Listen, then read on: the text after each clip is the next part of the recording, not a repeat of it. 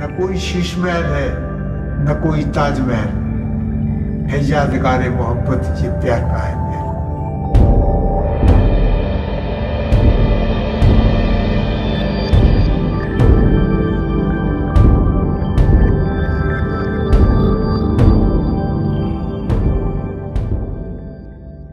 हमारी बीवी जो थी वो गोरी थी, हमारी माँ के भाई की लड़की थी। उसने देखा था तो उनका नहीं, मैं तो उसी से शादी करूँगी।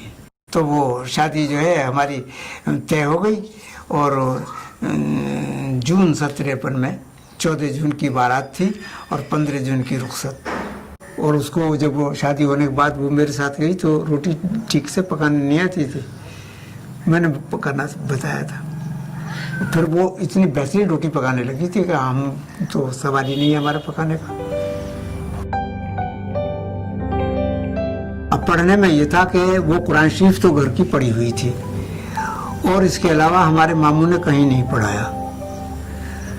तो हमने उसको उर्दू की जो है छोटी छोटी किताबें लाके, छोटी छोटी कहानियों की किताबें लाके उसे कहानियाँ पढ़नी सिखाई। फिर वो नावल थे, वो जासूसी नावल और रोमानी नावल और कौन से वो ला के हमने पढ़वाए। तो वो पढ़ना जानती थी लेकिन लिखना नहीं जानती थी। जब हम फिल्म देखते थे तो वो भी हमारे साथ जाने लगी, नो प्रॉब्लम। और उस जमाने में वो चूँकि आमदनी कम थी तो फर्स्ट क्लास का टिकट नहीं होता, थर्ड क्लास का 5.5 आने का टिकट लिया करते थे।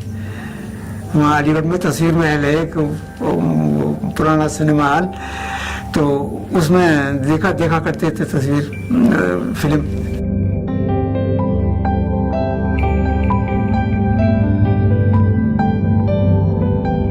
अब ये है कि भाई उनका साथ रहा और साथ हमारा हंसी खुशी कटा। कभी कोई ऐसी बात नहीं हुई जिसमें कि नज़ा हो।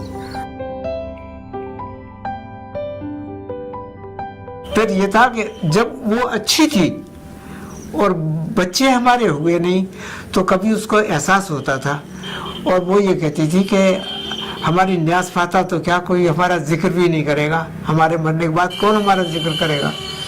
तो मैंने ये कहा कि इसी कमरे में थे, मैंने कहा कि इसी खेत में मेरे सामने अगर इंतकाल होगा तो इसी खेत में बीचों बीच में तुझको दफन करके ऐसा मकबरा बनाऊंगा कि बरसों याद रखेंगे लोग। और मैंने आज तक इसमें किसी का एक नई पाई भी नहीं लगाया है। बीवी के मरने के बाद सारे काम मैंने खुद किए। उसका कफन भी लेने के लिए मैं बाजार खुद गया।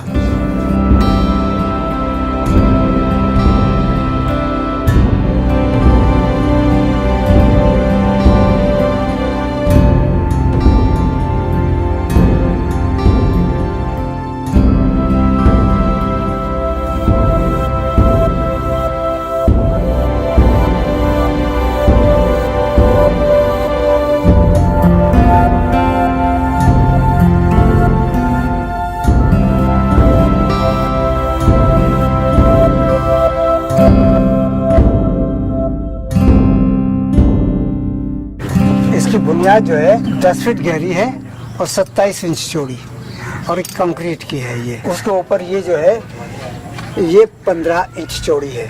अब इसकी हाइट तो अंदाजन यहाँ से 14 या 15 फुट ऊंचा है दीवार।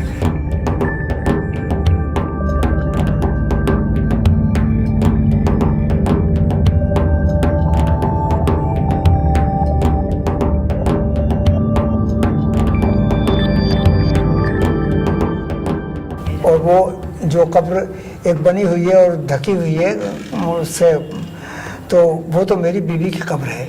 और बाकी जो खाली जगह है वो मैंने अपने लिए छोड़ रखी है कि अगर मेरा इंतकाल हो तो मुझको यहीं दफन किया जाए।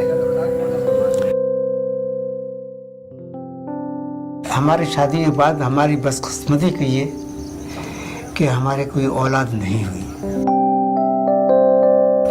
मैंने मेडिकल कॉलेज में दिखाया तो मेडिकल कॉलेज में जो वहाँ थी लेडी डॉक्टर, उन्होंने मुझे बुलाया तो मुझसे कहा कि इनके वो है रसौली यानी ट्यूमर है उसमें यूट्रस में। डॉक्टर ने मुझसे ये कहा कि भाई ऐसा होता है कि ट्यूमर जब उसमें हो जाते हैं तो उसमें छोटे छोटे और भी होते हैं, तो ऐसा है कि मैं बच्चेदानी को पूरा निकाल देती हूँ। अगर फिर कोई और ट्यूमर बढ़ गया तो कहोगे कि डॉक्टर ने कैसा ऑपरेशन किया। मैंने कहा ये आपकी मर्जी है। तो उन्होंने पूरा ऑपरेशन कर दिया। तो अब ये तो तय हो गया कि अब बच्चा नहीं होने का। तो हमारी बहनों ने और उन्हें सबने ये कहा कि दूसरी शादी कर लो, लेकिन मैंने उसको कबूल नहीं किया।